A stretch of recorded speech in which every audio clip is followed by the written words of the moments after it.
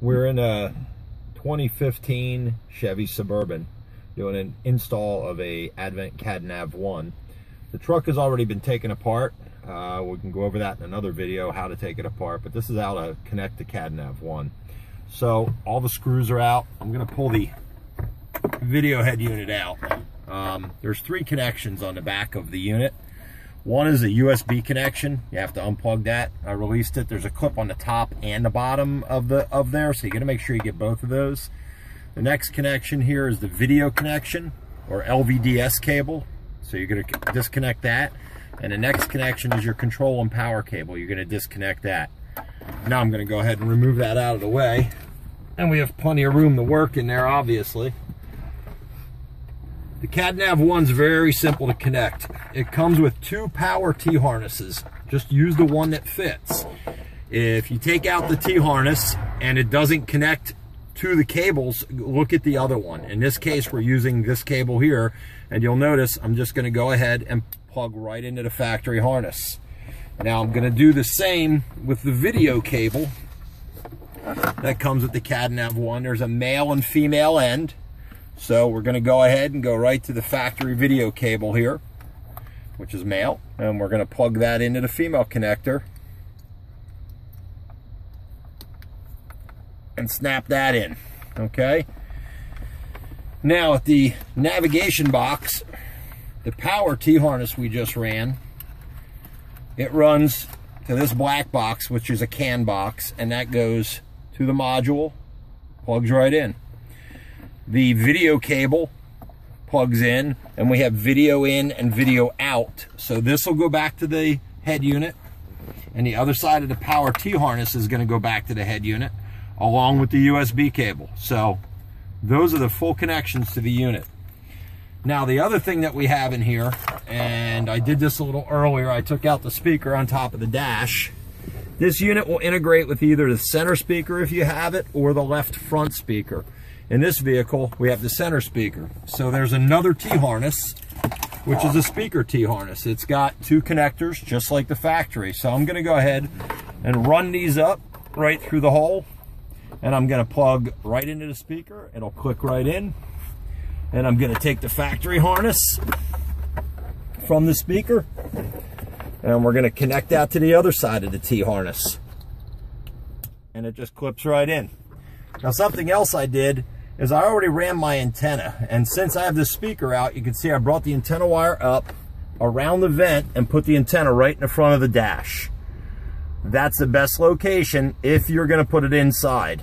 Technically, we all know the antenna should be outside the vehicle. If you have a metallic windshield and you don't have a signal, you're going to have to go outside. Generally, this is an acceptable location, but test your unit before you put it all back together. So we drop the speaker back in now. There's 2 screws that would hold the speaker in, and then put the grill back in, which snaps over top. So now we come back down to the hole. So now we have our speaker wire and we have our antenna wire.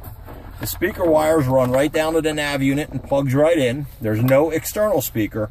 The kit does come with one if you really need it, but I don't like to use the external speakers. And then I have my antenna wire, and I'm just gonna plug my antenna wire into the module. Now one of the nice things you'll notice is this truck has got a ton of room. So after I'm done with everything, there's plenty of room for me to mount this module safely and correctly down inside this cavity underneath of the center console. The last thing we're gonna do is go ahead and put the radio head back in. So we're gonna come up. Remember, we have our T-harnesses, so we have our video cable that we have here. And we're gonna plug our video cable right back in where the factory video cable came out of. We're gonna go to our other side of the T-harness for the power connection, and we're gonna plug that right back in, and it snaps in. And then you've got your factory USB connector, which is just a USB that's in the back of the pocket, and that snaps back in. All we have to do then is route the wires through the appropriate channel and put the head unit back in. Now this screen goes up and down, it's motorized, so you want to make sure you route your wires correctly in the places provided by GM for the wiring on both sides of the channel. The radio should fit right back in with no problem at all. Then you go ahead and you're ready to test. So if you start it up, your MyLink logo will come up, as you can see. As soon as that goes away, all that we have to do is place a finger in this corner of the screen right up here. We should be there. There we go. We press right here. We switch over automatically to the nav. Now the nav does have on the module, it's got several settings. There's dip switches. You want to read the manual or look right on the top to make sure you have the right setting. If you actually turn on AV1 or AV2, the extra inputs, when you push your finger up here, it'll switch through those. If there's nothing, you'll get a black screen.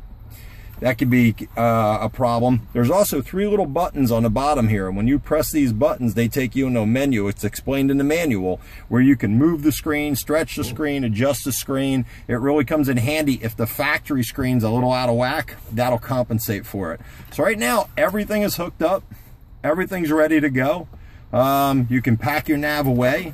Real quickly go in and I'm going to test sounds.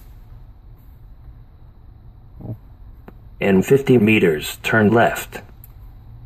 Have a nice trip. Drive carefully. Have a nice trip. Drive carefully. So we're good. We're going. Our nav is working. Our audio is working. The location on the nav, it's picked up where we are without any problem. We're done. That's the entire installation.